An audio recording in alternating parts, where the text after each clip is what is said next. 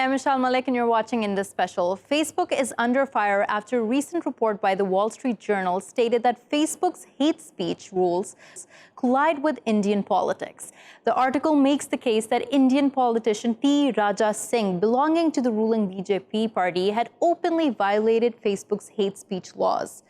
But, quote, the company's top public policy executive in the country, Ankhi Das, opposed applying the hate speech rules to Mr. Singh and at least 3 other Hindu nationalist individuals, unquote, because it would be bad for business. Let's take a closer look at this developing story and discuss to what extent political biases play into social media's policy decisions. Joining us for this conversation is Mr. Ravi, who's a cyber law expert, joining us from Mumbai. Also joining us today is Mr. Asad Baig, who's a digital rights activist, joining us from Islamabad. Thank you both for joining us and welcome to the show. Mr. Ravi Srivastava, I'd like to begin with you. And before we dive deep into this story and talk about the type of impact this is making on local politics in India, I want to start from a more general point and talk about how important social media has become to Indian politics. Meshal, it's quite a lot because the young generation especially, they move on the social media, they use Twitter, Instagram, Facebook, WeChat, WhatsApp and all, and they get influenced also because what happens is that youngsters do not have any other source of, confirmation of any news or any such thing. So they depend on these social media platforms quite a lot. And although I would not say that these are the major influencers during the political time or during elections and all, but they do influence youngsters about their ideology, about their opinion and all those things. And in India especially, I would tell you, since this right-wing government has come into power in 2014, and this has been happening repeatedly. The 3 persons you have named, Mr. Raja Singh, Anant Kumar Hegde and Kapil Mishra, their posts were there and they were very, very derogatory, communal, divisive and almost abusive. Those posts were on the Facebook, and the Ankhi Das, the Facebook public policy director in India, she said that it's a statement from her that please do not remove or do not remove those posts because otherwise it will be going against the ruling government. The worst part here is in India that such posts do appear on Facebook and Twitter repeatedly, and I do not know that what kind of policy these social media people, that Twitter, Facebook, they follow, and which is never subject to any kind of a scrutiny. Mr. Interject here and ask you, when you say that you see these posts repeatedly on Facebook and Twitter, can you describe to us the nature of them, and have you yourself seen them, or is this hearsay? No, I have seen myself. I am active on Facebook. I have got my limit of 5,000 friends over there. I have got on Twitter. I have got a following of around 6,300 followers there. So I repeatedly post. I give almost tweets and Facebook posts practically every day, and my TV debates and all those things I have seen myself. So these posts are really abusive and they are highly communal. They take upon the gods of the other communities. They talk all kind of a nonsense, and so much so you must have heard that just a week before there was almost a riot situation in Bengaluru, where somebody wrote a nasty post for Prophet Muhammad, and there was 4 people have died in that particular incident. A Congress MLA was attacked. Some 400 people attacked over there, and more than 60 police personnel were injured. So these posts do make a lot of difference to the people, and this can create a communal hatred, divide, and provoke people. Right. Mr. Srivastava, you're right on that point of how much impact they do make, because reports earlier also linked cow lynchings to WhatsApp, linked how messages circulating on social media caused for those riots to happen.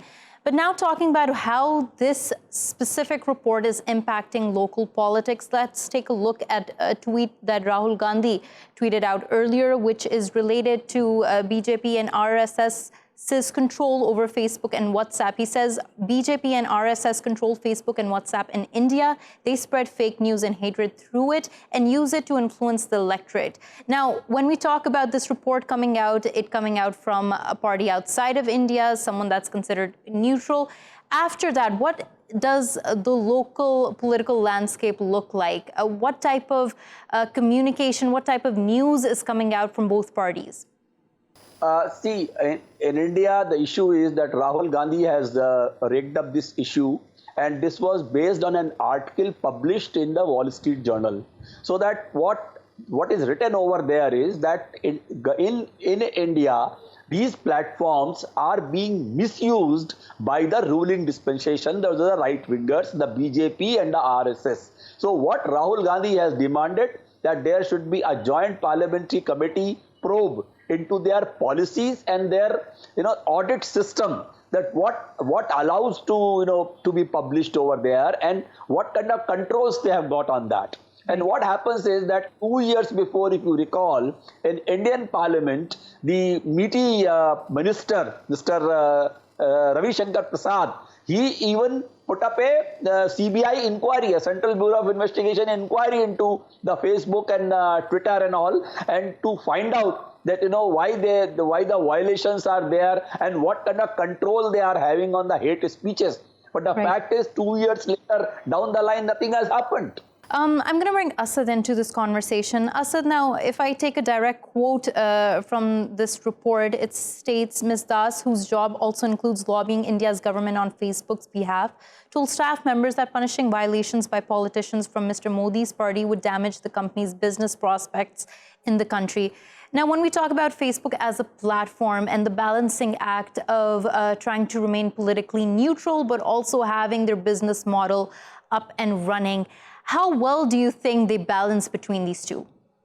Not very well. There are two main differences about it. And by the way, the story that you're talking about, which was mainly published in the Wall Street Journal and then picked up by Al Jazeera and BBC, this, I would say, has led many facets of internet regulation bare for people to see and how actual decisions are made. And this, to me, I think, is a phenomenal story, frankly speaking, for internet regulation, not just for in India, but across the world. I'll talk about that in just a minute. But mainly, I have to say something very important here. In 2016 to 2018, 31 people have been lynched in India for various kinds of rumors on social media. 31 people. Now, that's a big number. And these rumors, how are they generated? Obviously, in a very political charged environment, how they impact people on the ground, like my colleague on the panel was saying. To see out there. Nothing is hidden, obviously, right? So that's one part of it. The other part, which to me as a digital rights activist is extremely important, that when we say internet governance, there are two models, two main sort of categories of internet governance. One is the model which is done by the governments across the world, and the other is the content which is being regulated by the commercial entities like Facebook. Now, for the government, there is a lot of discussion on the internet governance which is done by the government in content regulation and so on. And so there is this one very important concept in that. It's called multi-stakeholderism. So the idea is that whenever a decision is taken about internet by the government, it should include multiple society actors and basically all the stakeholders who are a part of the process. Now, that doesn't apply to the private companies, you see.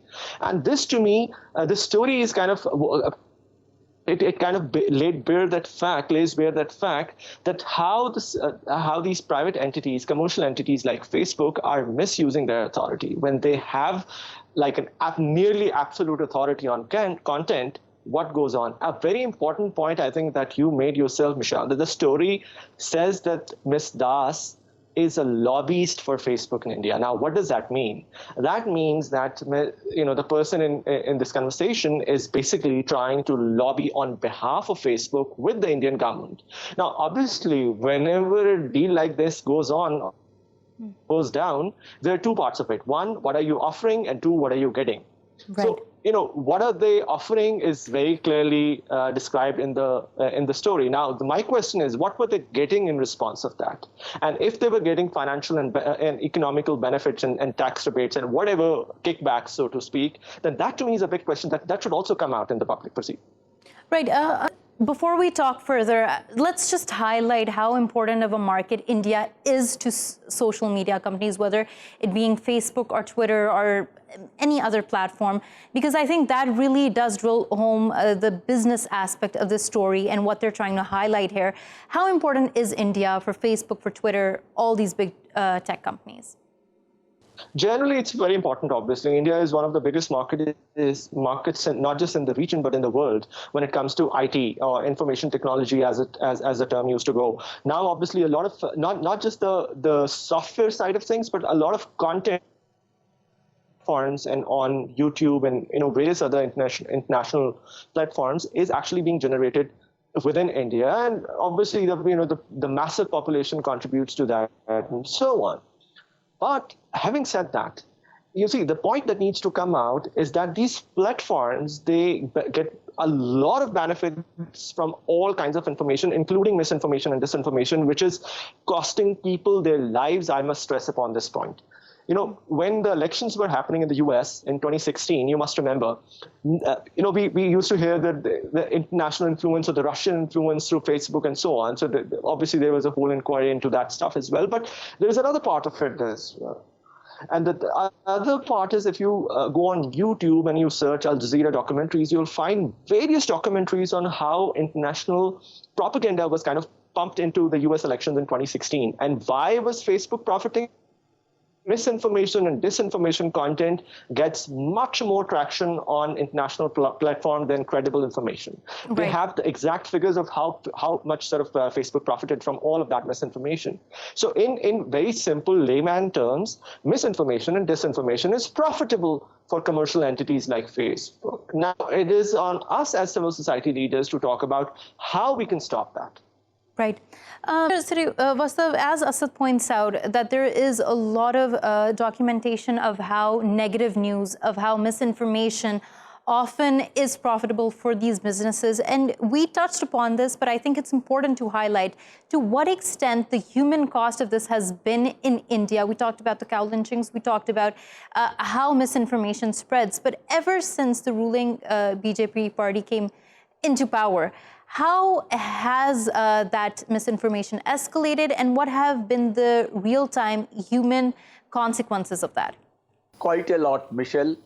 The fact is that how they do it, they have got dummy accounts, they have got number of IT cells operating across the country who have got that number of trolls there. They will keep on putting up the hate speeches, they will putting on, the Photoshop picture, the Photoshop edited videos, all those kind of things, spreading the religious hatred against a particular other community. All these things, they do it.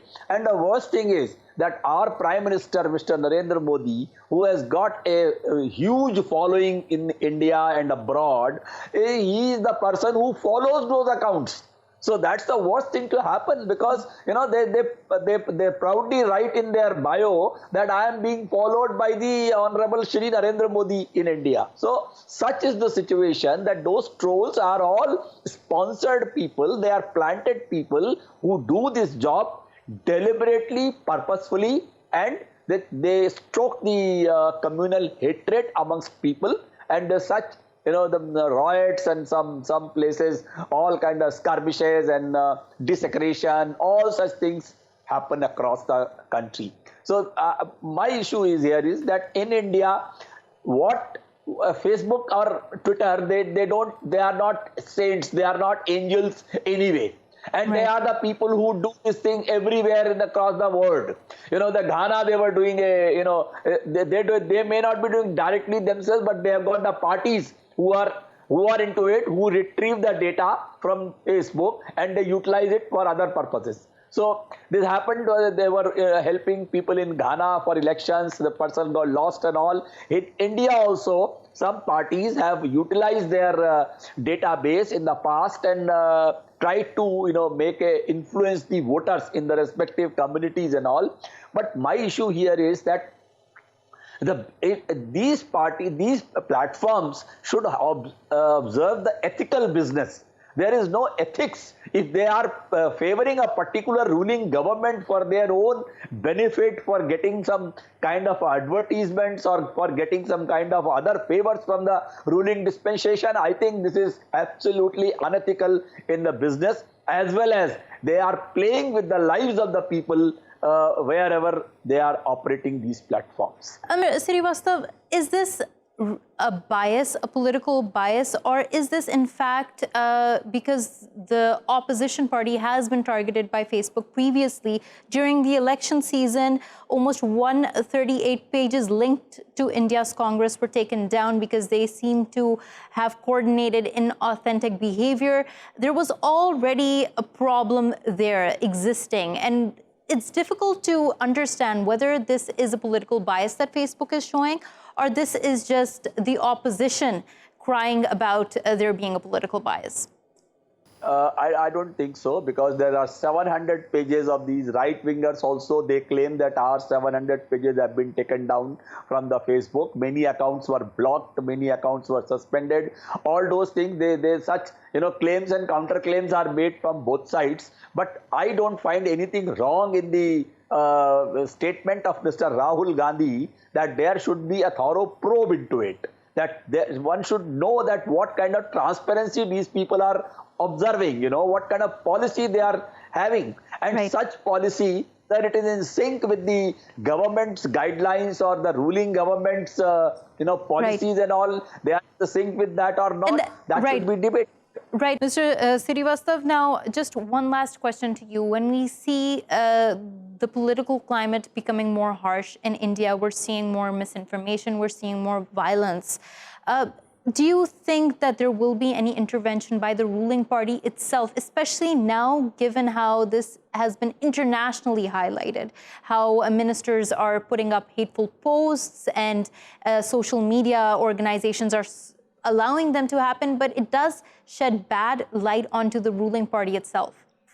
It does reflect badly on the ruling party, because the opposition is putting up a blame on these people that the ruling party is misusing these platforms for spreading the communal hatred and a biased propaganda on the Facebook and Twitter and all those things. And I think that such, these people who are in particular country, the Facebook and Twitter, the people who are in the helm of the affairs, must be called by the government and must be put before the Joint Parliamentary Committee, so that that the facts can be revealed, that why they are doing it and what is their objective and what kind of favors are they getting from the government and such things. Because charity begins from home.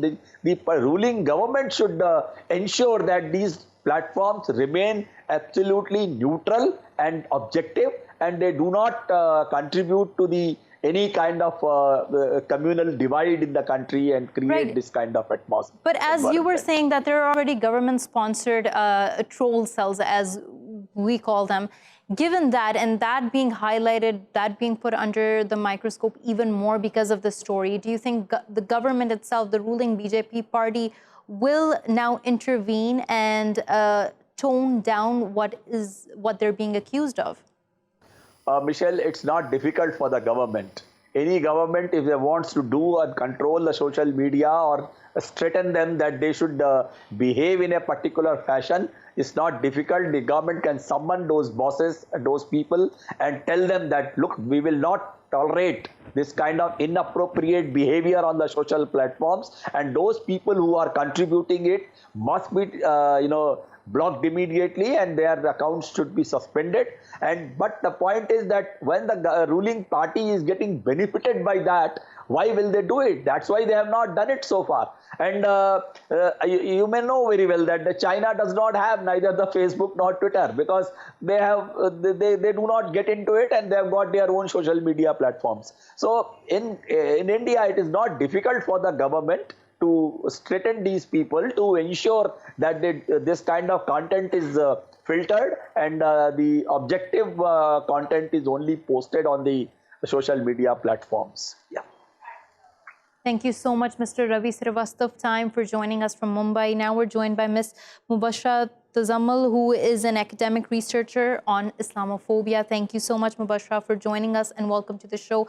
Now, we've been talking about what's happening in India, and especially in relation to flaming up communal violence through misinformation, through certain social media posts. When we look at a trend of this has risen in recent years, considerably so, as we see more closed groups targeting different races, but especially Muslims. When we talk about Islamophobia, how much of a spike have you seen of it online? Oh, there's been a drastic spike in the past few years, and I think it's been a global spike. It's not just in India. One of the most, horrific examples of this was what happened with the Rohingya Muslims in Myanmar. A lot of the misinformation and conspiracy theories and dehumanizing campaigns against the Rohingya were actually carried out online by Myanmar military officials, by politicians, by monks. And Facebook actually acknowledged this in their own independent investigation, as well as the UN confirmed that Facebook played a role in, elevating hate speech and dehumanizing rhetoric. And this led to the genocide of Rohingya Muslims. We saw the mass exodus of over 800,000 men, women, children, fleeing after the military came in, massacred entire villages, looting, burning down villages, raping women.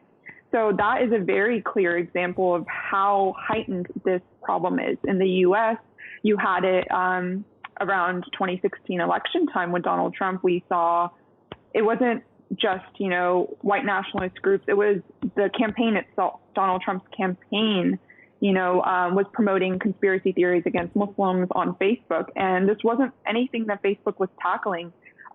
They didn't take any of this down. They, I think, Mark Zuckerberg in his he testified before Senate committee hearing, I believe, and he even claimed that they're not going to remove misinformation from Facebook, and that is really disturbing.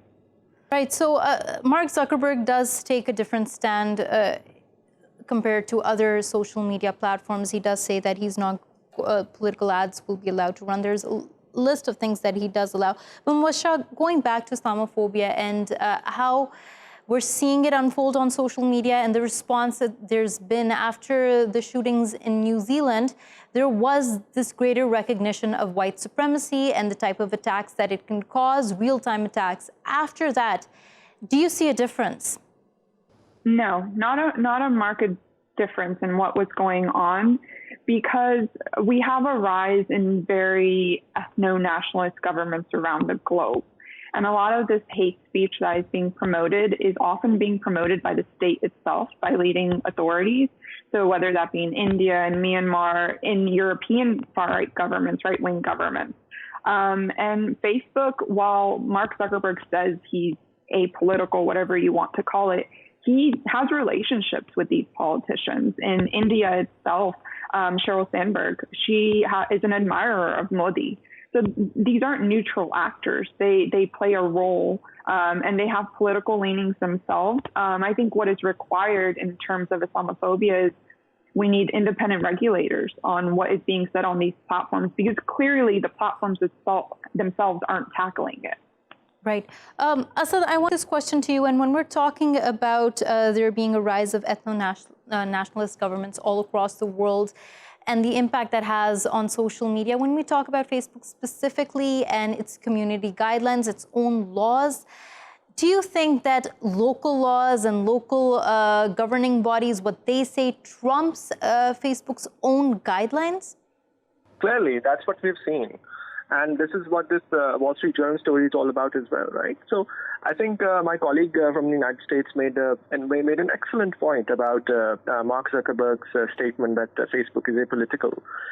Frankly speaking, I would respect such a statement if it were true, obviously, but clearly it's not. when the story says there were lobbyists in India, and I'm sure there are lobbyists in other countries as well, and there was a certain amount of political dealings happening with the actors in BJP and so on. So clearly, it's not apolitical.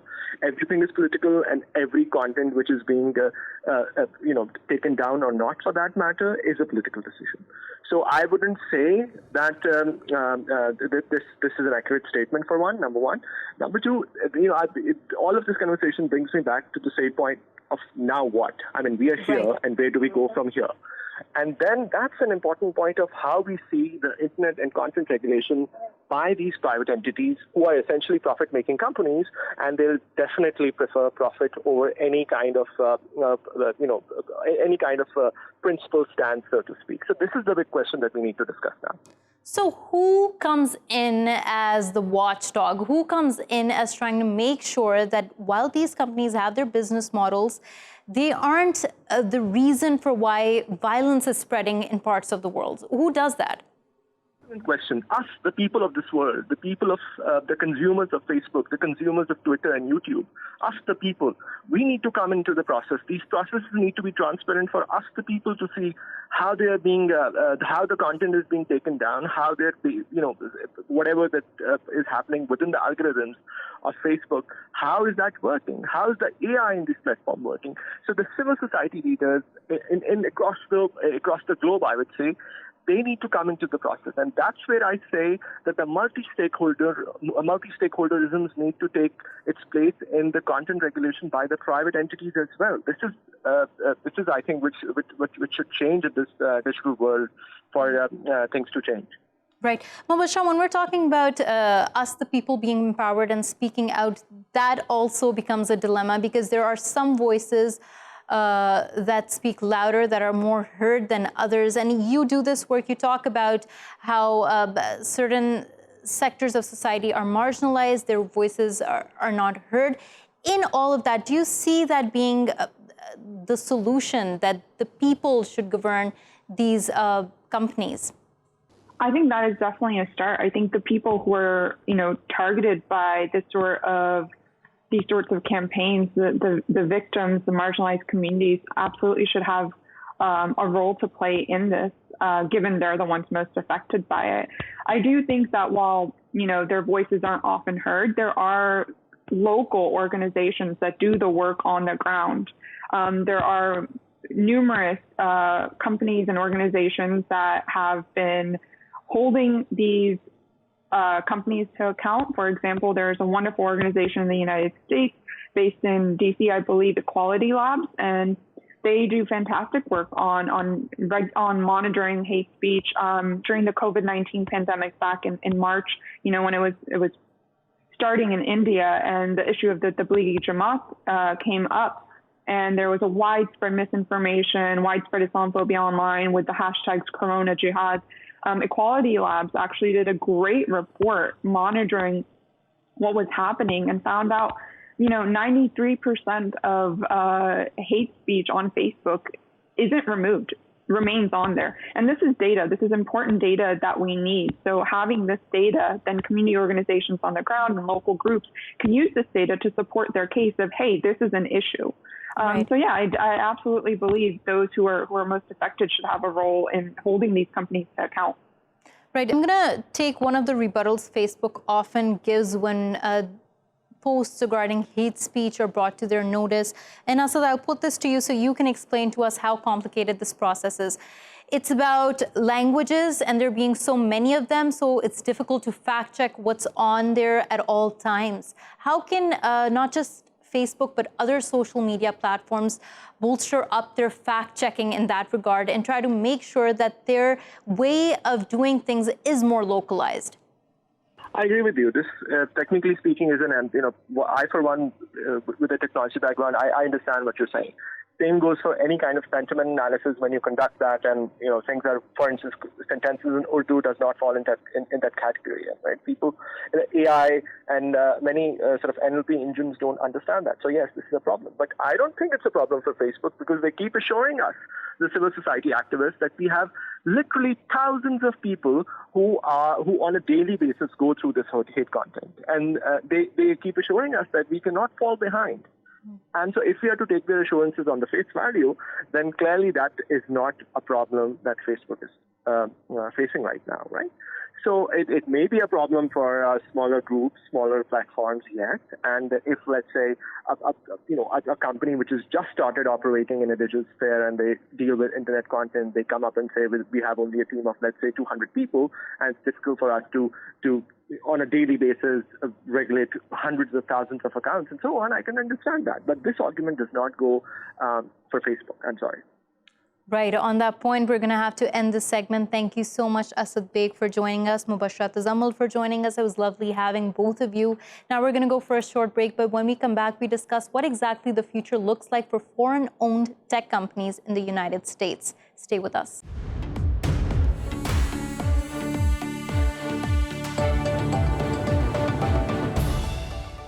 Welcome back to Indus Special. Now, as new executive actions by Trump's administration give the social media app TikTok just 45 days to secure a U.S. buyer, till it is banned, questions rise whether Trump will stop at just TikTok. What does the future look like for more foreign-owned tech businesses in the U.S., and what impacts does this have on the users? Let's discuss this further. Joining us for this conversation is Ms. Kristine Ruby, who is the CEO of Ruby Media Group, a public relations and social media agency. She's also a social media and tech trends expert. She joins us from New York. Also joining us is Mr. Andrew K.P. Leung, who is the chairman of Andrew Leung International Consultants and is an international and independent China strategist. He joins us from Hong Kong. Thank you both for joining us and welcome to the show. Mr. Leung, I'd like to begin with you. Now, when we talk about this ban on TikTok and we talk about there possibly being further bans on Chinese-based companies in the United States, how worried is Beijing about this? Well, I think that this must be seen in the context of a 360 degrees pushback by the United States against China.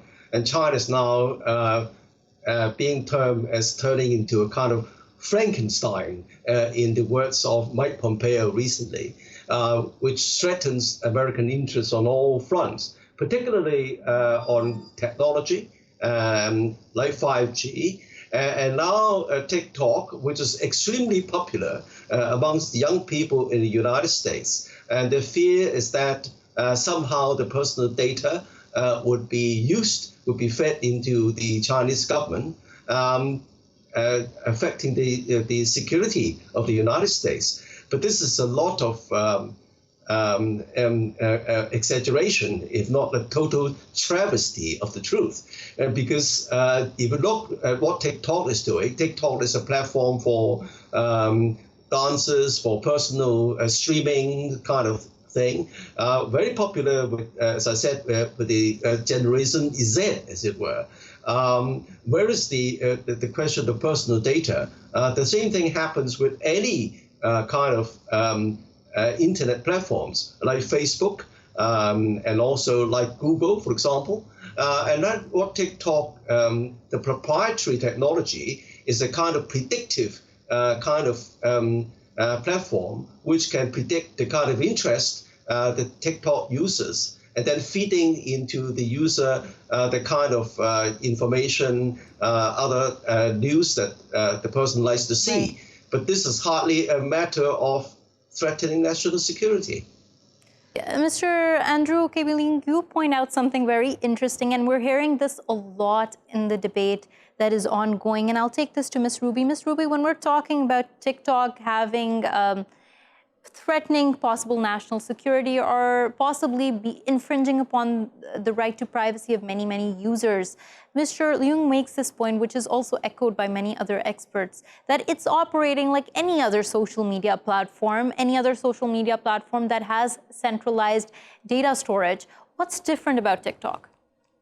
Yeah, so I vehemently disagree with that point. I think that TikTok has access to much more data than a Google or a Facebook or many other large big tech platforms within the United States. I think the other large difference here is those other companies are, again, located within the U.S., whereas TikTok certainly is not. They have employees here and they have partners, but that's not the main concern. The main concern is that TikTok is a national security threat. It's certainly not as harmless as people dancing on the platform. If it was, we wouldn't be having this conversation. And so, I think if you really go through and parse through the terms of service on TikTok, or see what happens when you try and delete your data off TikTok, and how challenging that is to actually get it fully removed, and the process that you have to go through, the arduous at that, to get your data removed off the platform. One would never simply compare TikTok to another Facebook or another Google.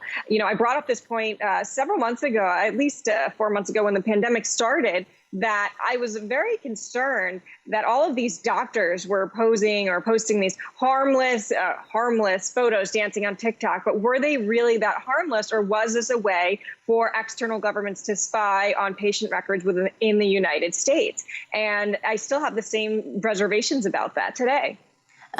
Ms. Ruby, you bring up this point. You say that it's, of course, not as harmless as people think, and that it is more harmful than Google and Facebook. Now, Facebook being a platform that is seen to have influenced the 2016 elections, it being a platform that has gone a lot of allegations, a lot of scandals.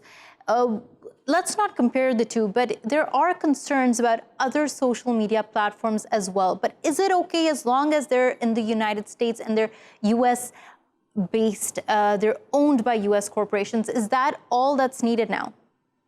Certainly, right? And we have people like Oracle who are in talks to buy TikTok. Microsoft as well is still in talks. But I think that's only part of the equation here. I mean, if we look at a Facebook or these other companies in the antitrust hearing, none of these companies are truly out of the water here either. So yes, on the one hand, certainly we want to see these companies on domestic soil here within the United States, but that's only a small fraction here, because we also are dealing with shadow banning with conservatives on these platforms, with doctors being banned if they use terms like hydroxychloroquine. So we have our fair share of issues with censorship within United States big tech platforms here. We're certainly not out of the water in that regard. Right, they're not out of the water in that regard. Mr. Andrew K. P. Leung, now, what type of pushback do you think, as this is being received by Beijing? You heard Ms. Ruby's concerns there, and those two, I must say, are something that a lot of experts are saying that there are real national security threats here. Now, putting TikTok aside as an app for a moment and talking about what this means when Beijing feels, or China feels, that other platforms such as Alibaba and WeChat, they might also face the same fate as TikTok. What do you think would happen in return as a reaction? Well, I think WeChat has already been mentioned by President Trump. And of course, he also refers to the possibility of targeting Alibaba. Of course, Alibaba is a trading platform, but under the mantle of China's scare, when China is seen to be a Frankenstein. So any curved shadow looks like a snake, according to the Chinese idiom. But I think that this is well understood by China, because, as I said, the United States is trying to push back against China, is trying to contain China, is trying to ideally topple, as it were, the communist regime, as already mentioned by Mike Pompeo in another speech. So I think that this is as I said, a total across the board kind of confrontation with China. Now, as to what is going to happen, of course, the American market is not the largest for China. It's one of the largest. But as far as the WeChat is concerned, as far as Alibaba is concerned, it's not the largest market for these companies. And of course, they are also have a huge market. Mr. Leung, but let me just interject here. When you say that there are other large markets outside of the United States, India, if we see, that too is becoming a very hostile ground for receiving these apps, for receiving China-based apps. Given all of that, what do you think is the way forward for China?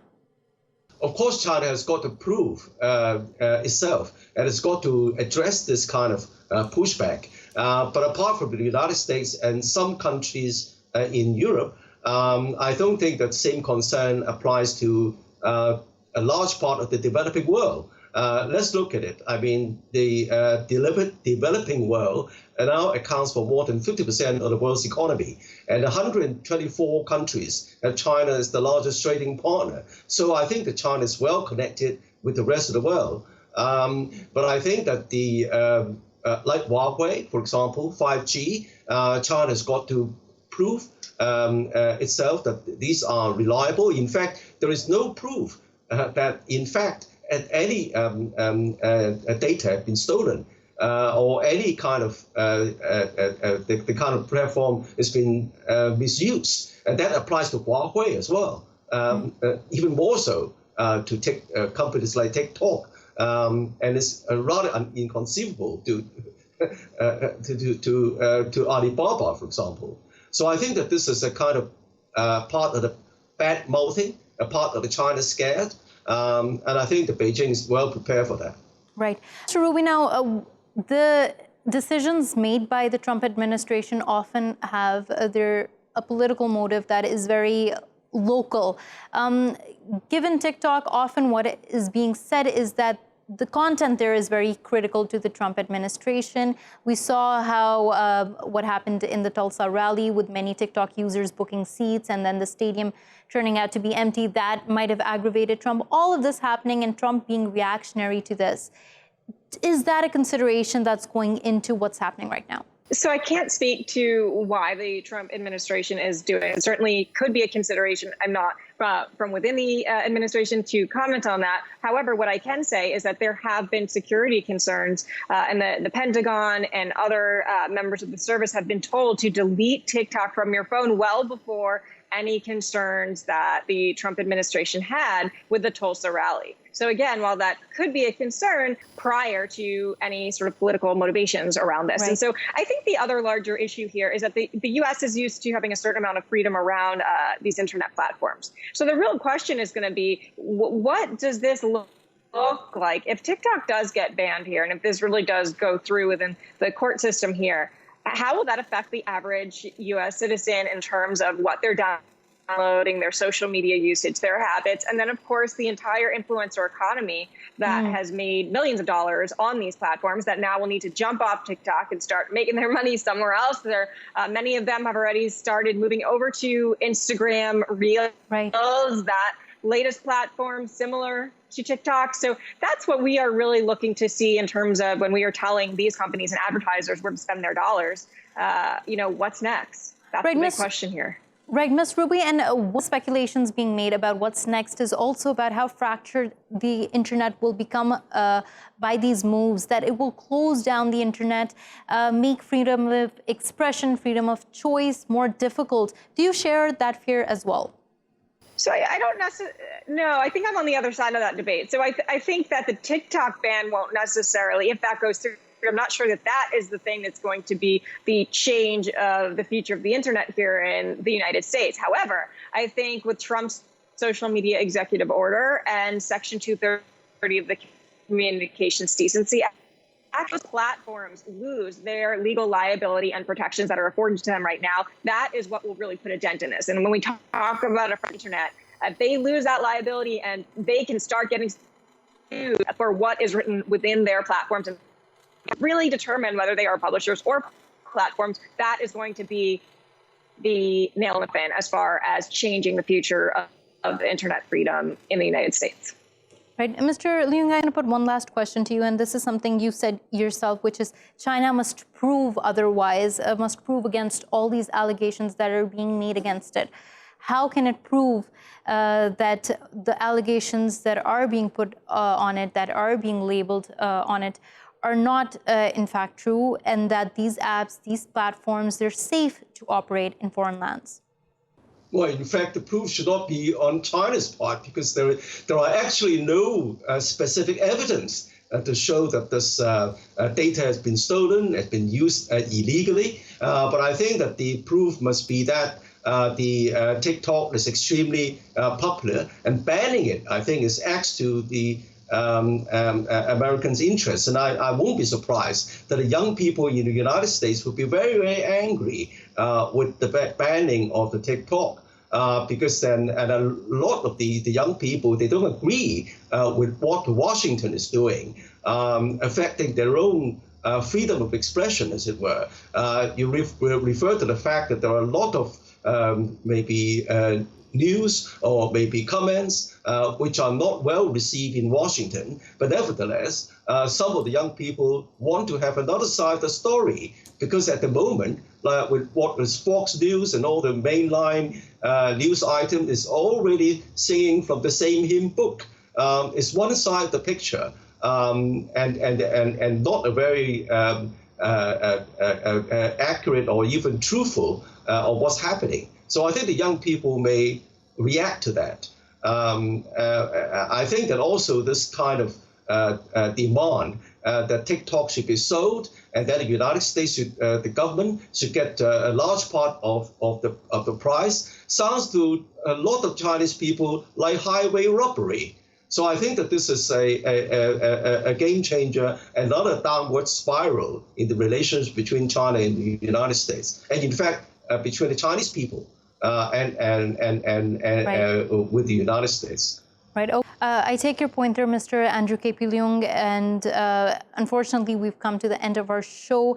Thank you so much for joining us, and Ms. Kristine Ruby for joining us. Two very different perspectives on the matter, but two very important perspectives, both that are echoing something that's echoing concerns that are all across the board in regards to Chinese-based apps operating in the United States, why the United States is retaliating. And Mr.